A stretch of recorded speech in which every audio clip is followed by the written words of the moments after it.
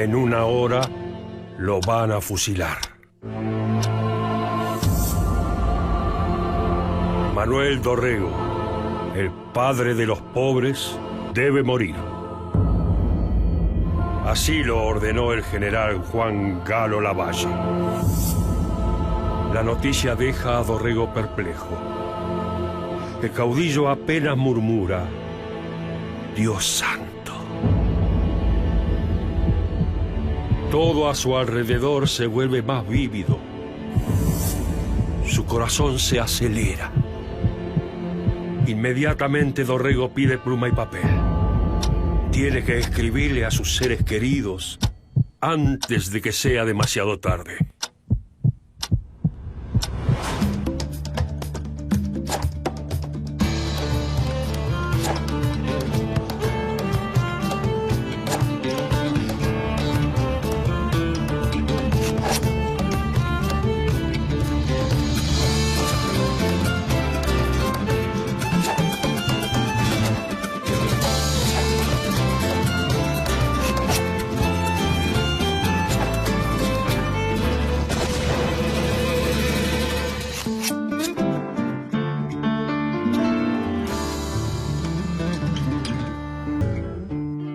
En 1827, un hombre llegó a la gobernación de Buenos Aires.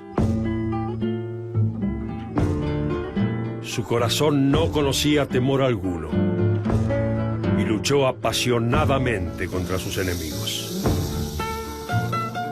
Pasó de las armas a la política, impulsando el federalismo. Fue un convencido republicano y un defensor de la participación popular en la política. El pueblo lo veneró y sus enemigos buscaron desestabilizarlo. Su trágico final apagó su vida, pero encendió su leyenda. Él es Manuel Dorrego, el mártir federal.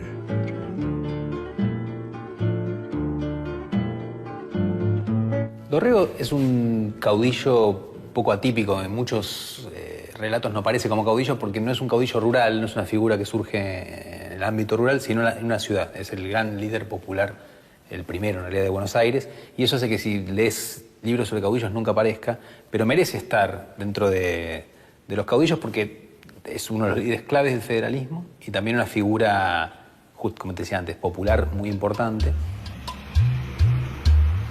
Manuel Dorrego nació el 11 de junio de 1787 en Buenos Aires. Su padre fue José Antonio de Orrego, un comerciante portugués que se había radicado en la ciudad. Y su madre, una porteña llamada María de la Ascensión Salas. Los Dorrego pertenecían a la gente decente, conformada por la élite local.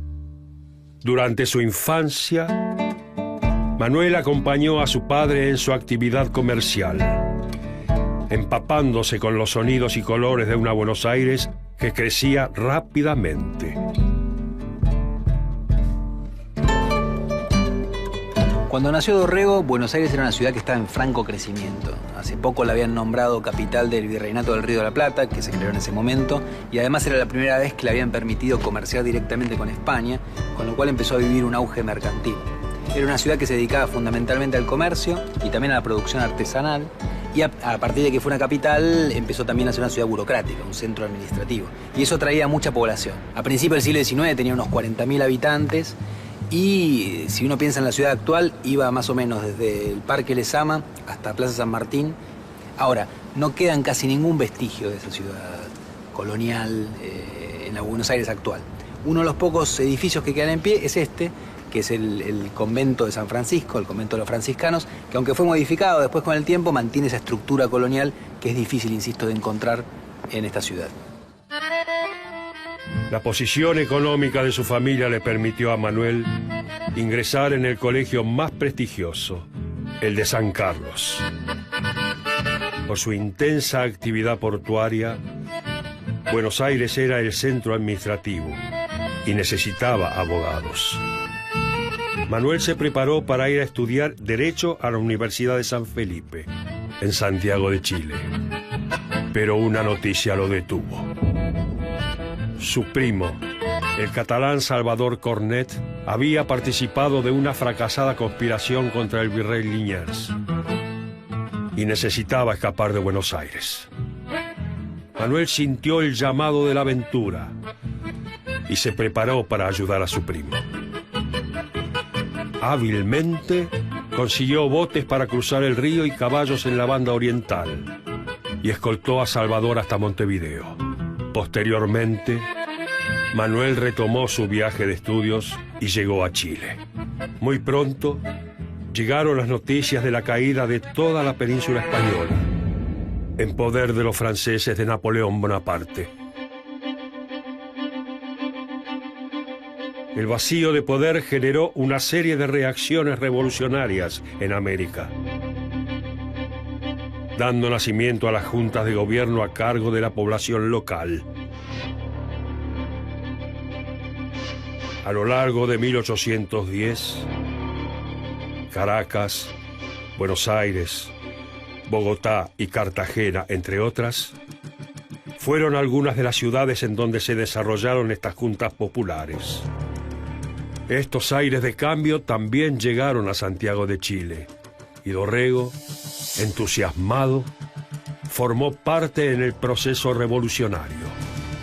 Se puso al servicio del nuevo gobierno y en 1811 participó de un combate contra los opositores al cambio, por lo cual fue condecorado por las autoridades revolucionarias chilenas.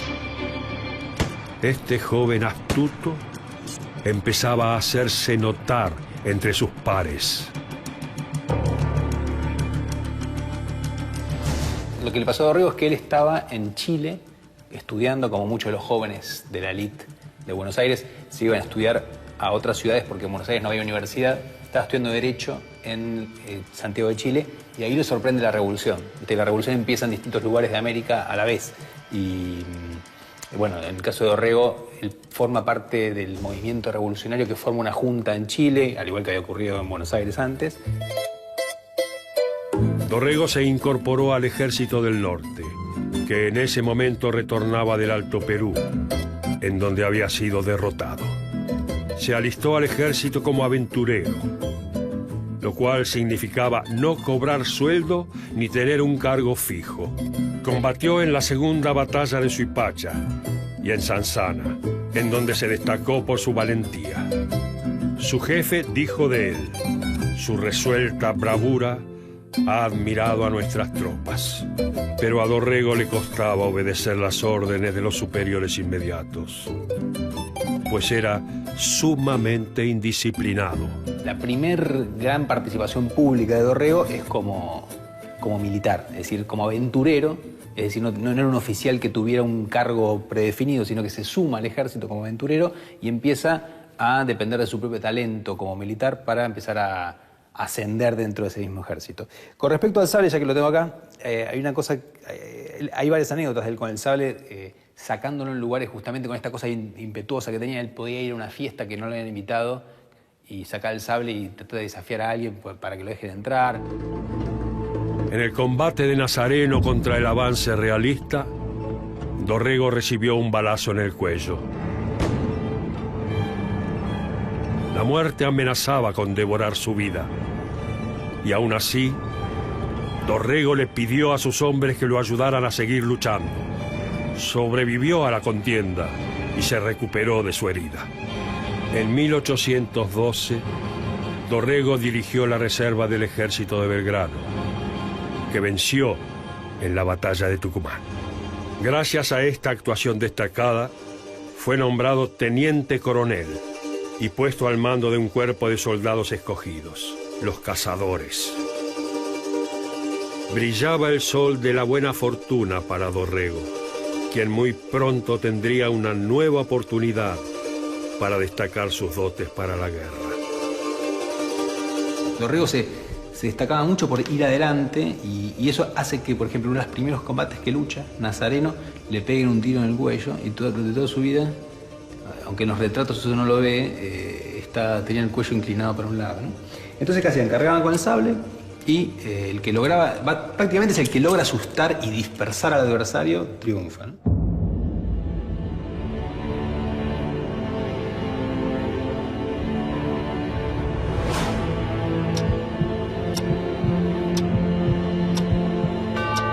El párroco termina de darle la extrema unción.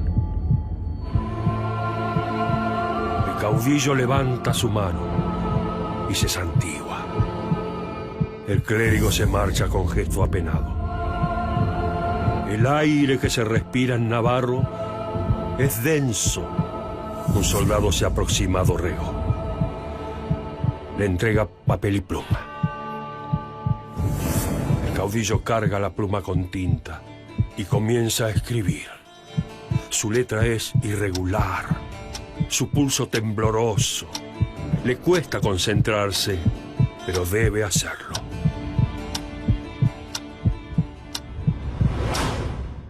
El 20 de febrero de 1813 se produjo la batalla de Salta entre el ejército del norte y las fuerzas realistas. Dorrego y sus cazadores lucharon desde el ala derecha del ejército, dando furiosa batalla al enemigo. Gracias a su labor sobresaliente, Dorrego fue, quizás, el mayor responsable de la victoria. Fue un momento importante para su vida y su carrera, pero sus actos indisciplinados opacarían su prestigio. Hay una anécdota famosa que es que están tratando de unificar las voces de mando y Belgrano tiene un problema, que tenemos muy finita. Entonces, y San Martín no, una voz así bien castrense. Entonces empiezan a pasar las voces de mando y después de San Martín Belgrano dice, bueno, tipo, ¡atención! ¿no? Entonces, perdón por imitar al prócer, pero ¿qué ocurre? Que entonces Belgrano Dorrego se empieza a reír y se ríe 2 veces seguidas y entonces San Martín golpea la mesa y le dice, acá no venimos a reírnos, y lo echa. San Martín, obsesionado por obtener un orden férreo en el ejército, decidió separar a Dorrego de las filas y lo envió a Santiago del Estero. Más tarde, Dorrego se encontró en la banda oriental, luchando contra un nuevo enemigo de los revolucionarios porteños, los seguidores de Artigas. Lo mandan a pelear a la banda oriental, donde pelea contra los artiguistas, ¿no? Es decir, el gobierno central, con sede en Buenos Aires, lo envía, después de haber tomado Montevideo, a tratar de pacificar la banda oriental, que se había levantado contra Buenos Aires, en contra del centralismo de Buenos Aires, y Dorrego gana una batalla que se llama Marmarajá, pero después lo derrotan en Guayabos, y esa derrota es una derrota importante, hace que los porteños tengan que abandonar la banda oriental, que queda en poder de Artigas. Hay una negociación y Dorrego vuelve a Buenos Aires. De regreso en Buenos Aires, se casó con Ángela Baudrix, perteneciente a una familia de la élite porteña. Fue nombrado coronel y comandante del regimiento número 8 y se lo envió a Santa Fe a combatir a quienes querían separar esa provincia de Buenos Aires. Al mismo tiempo, Manuel Dorrego ingresó en un nuevo mundo, la política. Participó como escritor en un periódico que reunía a opositores del director supremo, Juan Martín de Pueyrredón. Dorrego se consideraba un decidido republicano. El directorio de Pueyrredón, que en realidad tiene una idea muy precisa, que es terminar la guerra de independencia en serio, es decir, sostener con todo la campaña de San Martín, que San Martín estaba iniciando, pero al mismo tiempo acabar con la revolución. Acabar en el sentido exacto del término. Lo que dice es, llegó el fin de la revolución, terminar con esa constante anarquía y convulsión, poner orden, reconstruir un orden nuevo. Dorrego lo que no, entre otras cosas, no acepta es el grado de centralismo y autoritarismo que va adoptando el gobierno, pero sobre todo su pasividad frente a la invasión portuguesa.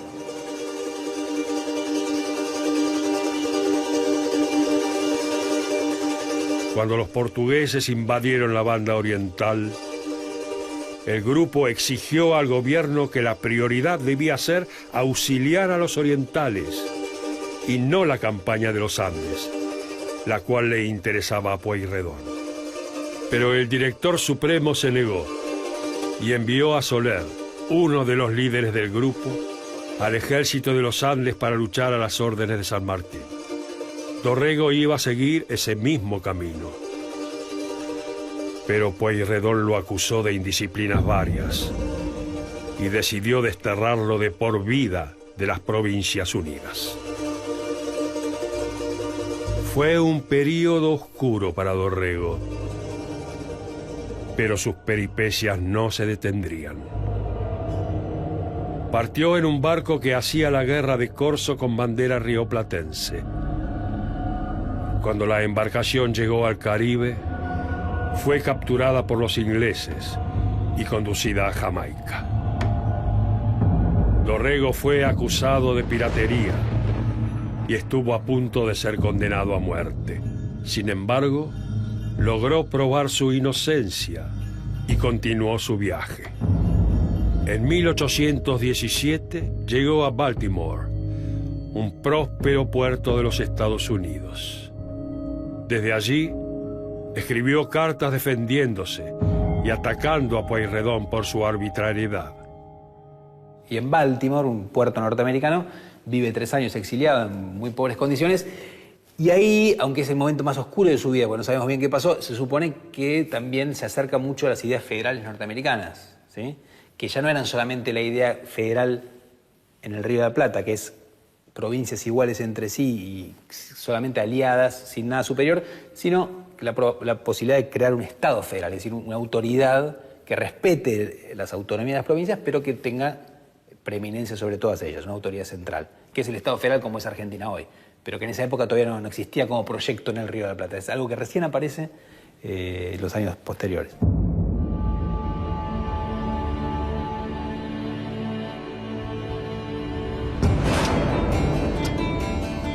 La primera carta que escribe Dorrego está dedicada a su esposa, Angelita. Mi querida Angelita, en este momento me intiman que dentro de 1 hora debo morir. Ignoro por qué, mas la providencia divina, en la cual confío en este momento crítico, así lo ha querido. Perdono a todos mis enemigos y suplico a mis amigos que no den paso alguno en desagravio de lo recibido por mí. Mi vida, educa a esas amables criaturas. Sé feliz, ya que no lo has podido ser en compañía del desgraciado Manuel Dorrego. Dorrego aparta la pluma. Una lágrima se desliza por su rostro y cae sobre el papel, humedeciendo su apellido.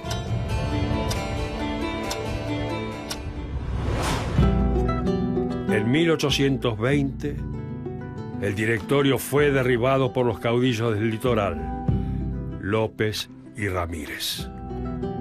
El intrépido y valiente Dorrego, aquel que supo luchar en el ejército del norte, destacándose entre sus pares, desobedeciendo a sus superiores, tenía ahora la oportunidad de regresar a Buenos Aires.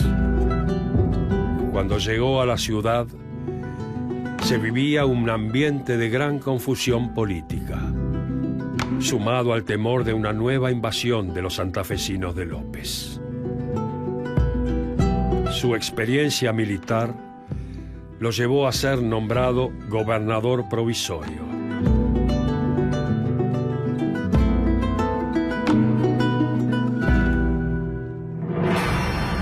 Juntó distintas tropas, sobre todo milicianas, y enfrentó a los invasores.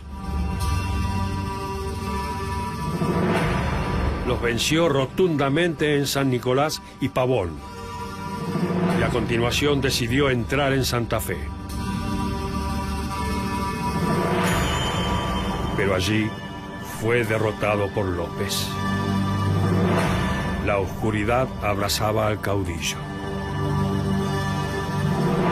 A este fracaso militar Se le sumó que la Junta de Representantes le quitara su cargo de gobernador, nombrando en su lugar a Martín Rodríguez. Pero Dorrego era una figura fuerte en la política. La gente lo conocía, se había ganado su respeto y cariño. Y la Junta de Representantes de Buenos Aires le quita la gobernación y se la da a Martín Rodríguez, que era un general parte del grupo que había gobernado Buenos Aires antes y que lo había expulsado a Estados Unidos, ¿sí? Es decir, de sus viejos enemigos. Esto es complicado, pero en Buenos Aires genera un levantamiento de las milicias a favor de Dorrego y en contra de este Rodríguez. Otra vez, guerra civil prácticamente. Y se resuelve porque el comandante de las milicias de la campaña, Juan Manuel de Rosas, ataca la ciudad, vence a los milicianos que eran partidarios de Dorrego y pone el orden a favor de Rodríguez. Con el triunfo de Rodríguez, Dorrego se convirtió en sospechoso para el gobierno y tuvo que exiliarse en la Banda Oriental. Permaneció allí hasta que se le otorgó un indulto que le permitió volver a Buenos Aires. Desde 1820 gobernaba en Buenos Aires el Partido del Orden. El gobernador era Rodríguez, pero la figura clave era el ministro de gobierno, Bernardino Rivadavia. En ese momento las provincias estaban separadas y cada cual seguía su propia política, sin ninguna autoridad superior. Buenos Aires aprovechó su puerto y el libre comercio para empezar a crecer económicamente.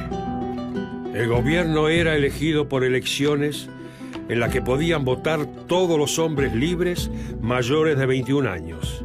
Los días de elección, las autoridades hacían que la policía, los soldados y los jueces de paz trabajaran a su favor, asegurándose así el triunfo.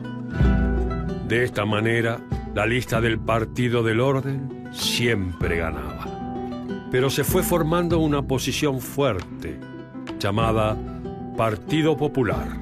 Manuel Dorrego era su gran líder y comenzó a difundir su mensaje en los barrios populares. Dorrego vestía a la usanza plebeya, visitaba las pulperías, donde bebía y charlaba con la gente común. En su discurso dejaba en claro que su partido estaba con el pueblo y que la aristocracia estaba con el Partido del Orden. El carisma del caudillo se sostenía en su intensa y valiente vida, que despertaba admiración entre la gente.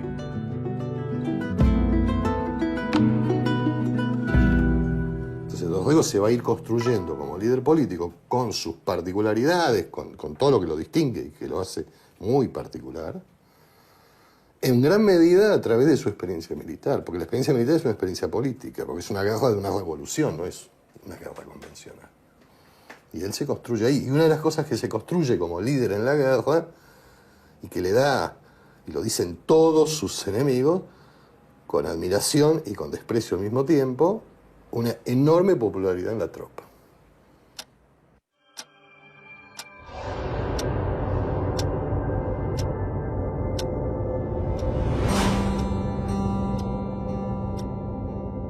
Dorrego termina de escribir.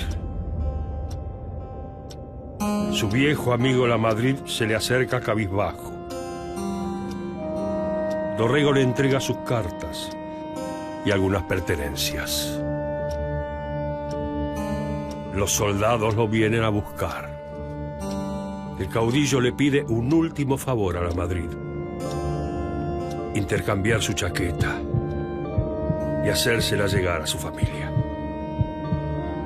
Se levanta. Camina lentamente mientras es escoltado. Recién, en aquel momento, Manuel Dorrego comprende que va a morir.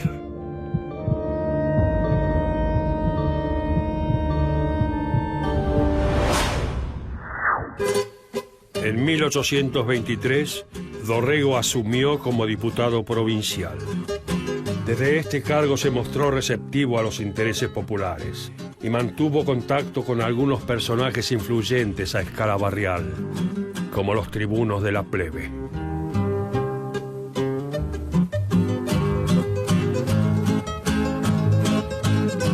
Cuando a fines de 1824 se convocó a un congreso constituyente en Buenos Aires, el Partido del Orden se convirtió en el Partido Unitario.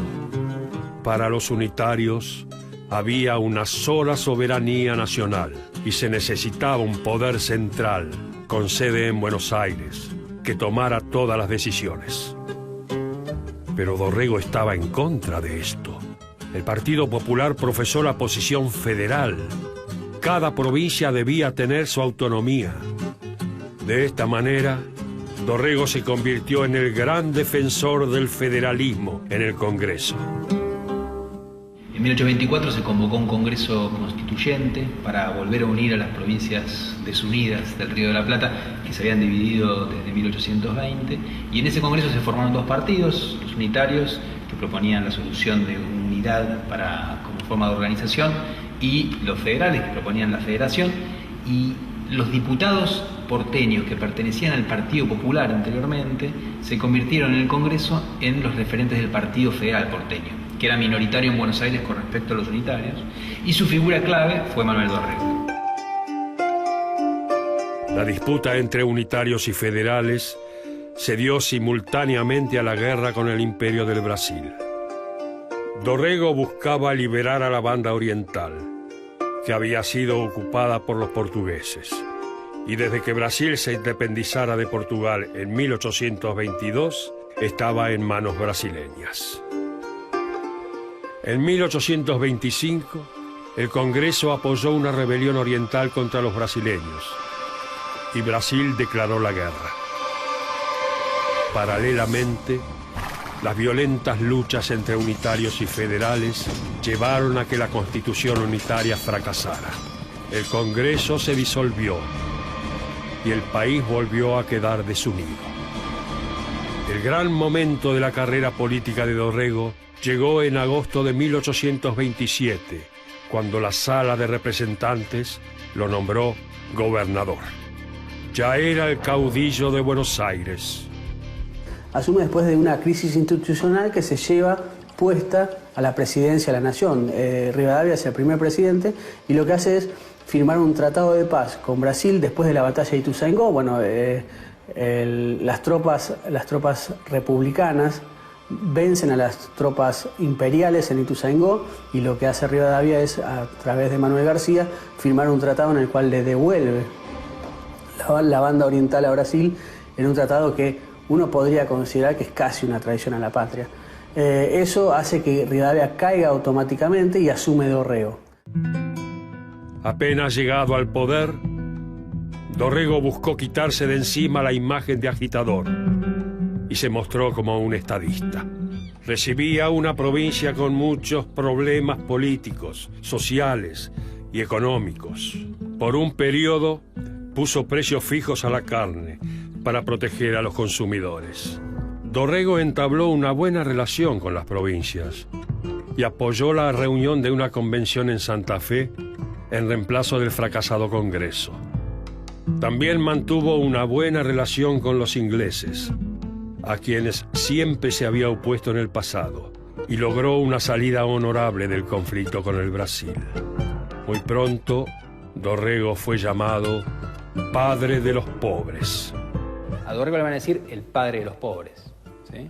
¿Y por qué eso? Justamente por todo esto que te comentaba recién, por la atención que presta a los intereses populares. No porque Dorrego no fuera, al igual que los otros líderes, alguien que venía de la élite, de la clase alta porteña, pero lo que cambia es el estilo y la atención y el tipo de relaciones que establece con los grupos populares. En las elecciones para la legislatura de Buenos Aires, creo que del año 28, sí, del año 28, antes del golpe de Estado, de mayo del 28, hay, como había siempre en esas elecciones, enfrentamiento en la mesa electoral, porque controla la mesa electoral, gana la elección. Eso siguió así, fue así, siguió así, y no me meto si sigue siendo así. ¿Qué gritan los seguidores de Dorrego en esa pelea? Viva el gobernador Manuel Dorrego, viva el Bajo Pueblo. Es como un proceso de apropiación de un insulto. Lo que siempre les dijeron, son el Bajo Pueblo. Bueno, somos el Bajo Pueblo, pero ahora en sentido positivo. Está invertido el sentido. Pero los unitarios lo detestaban y comenzaron una feroz campaña en su contra, buscando desestabilizarlo. El 1 de diciembre de 1828, el general Juan Lavalle, partidario de los unitarios, decidió dar un golpe. Junto a sus hombres, llamados los decembristas, capturaron el fuerte y Dorrego huyó a la campaña. Comenzaba la caída del caudillo. Una asamblea aclamó de manera ilegal a Lavalle como gobernador de Buenos Aires. Después de que Lavalle saca a Dorrego del poder y Dorrego se escapa a la campaña de Buenos Aires, donde se va a reunir con Rosas para resistir lo que acaban de hacer los unitarios tienen precisamente un problema, que es cómo hacer legítimo algo que es ilegítimo. Han hecho una revolución, han sacado al gobernador que había sido elegido por la legislatura, y entonces, ¿qué hacen? Reúnen en esta capilla de San Roque una asamblea a la que vienen varios vecinos destacados y que dirige un claro referente del unitarismo, que era Julián II de Agüero, y en esa asamblea, a mano alzada, como se hacían los viejos cabildos abiertos de la época colonial y de la década de 1810, deciden que Lavalle va a ser gobernador. Pero es un hecho completamente ilegal, es decir, lo hacen así porque sí, digamos, ¿no? Y eso le da una apariencia de legalidad a la situación y le permite a Lavalle salir a perseguir a Dorrego con el título de gobernador de la provincia. Lavalle y su ejército persiguieron a Dorrego, quien se dirigió al sur de la provincia y buscó el respaldo de Juan Manuel de Rosas, que era comandante de las milicias de la campaña. Rosas le recomendó que fuera a Santa Fe y pidiera el apoyo de López. Pero Dorrego se negó. Decidió enfrentar a Lavalle. El combate se produjo en Navarro y Lavalle venció a Dorrego.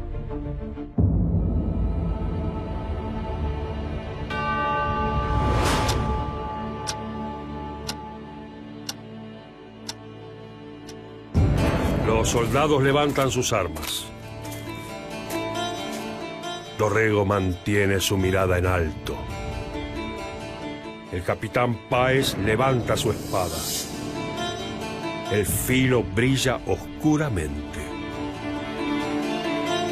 El caudillo se despide en silencio. La espada de Páez baja implacable. Los soldados disparan. Las balas penetran con facilidad el cuerpo de Dorrego. Un grito seco brota por su boca. Luego, solo queda el humo de las armas.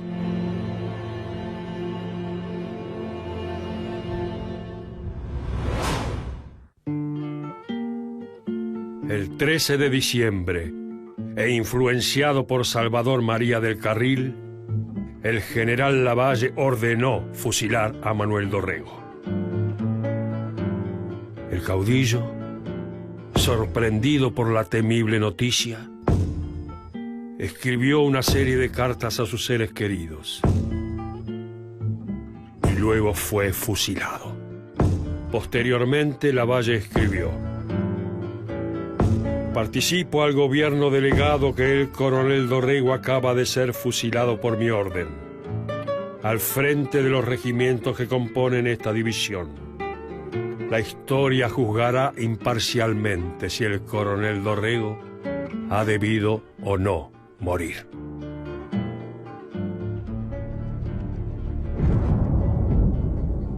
Tremendos por su masividad. Tremendos. ¿Cuándo se produjeron? Después de la derrota de los unitarios, después de la elección de Rosas como gobernador. La ceremonia es como que simboliza varios triunfos. Es el triunfo de Dorrego, después de muerto, pero es sobre todo el triunfo de Rosas. Es el momento, si se quiere, simbólico del traspaso de la legitimidad de Dorrego a Rosas.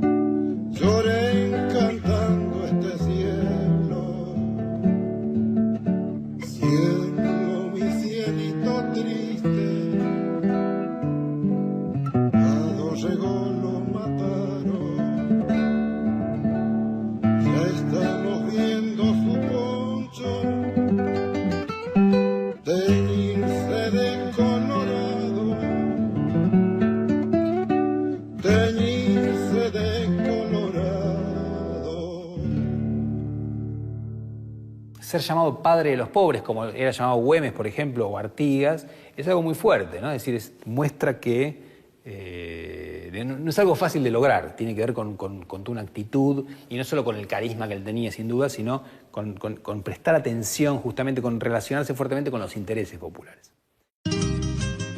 Manuel Dorrego, al igual que otros caudillos como Güemes o Artigas, fue una figura rioplatense convertida en líder por la revolución.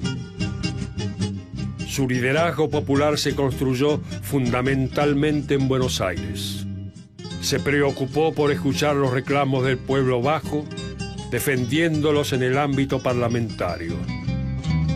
Su carisma se apoyó en su discurso belicoso contra los enemigos de Buenos Aires y contra los extranjeros, lo cual tuvo buena acogida popular. Fue un valiente en el combate y un caballeroso en su comportamiento. Y su fusilamiento propulsó su figura a través del tiempo. Este fue Manuel Dorrego, el mártir federal.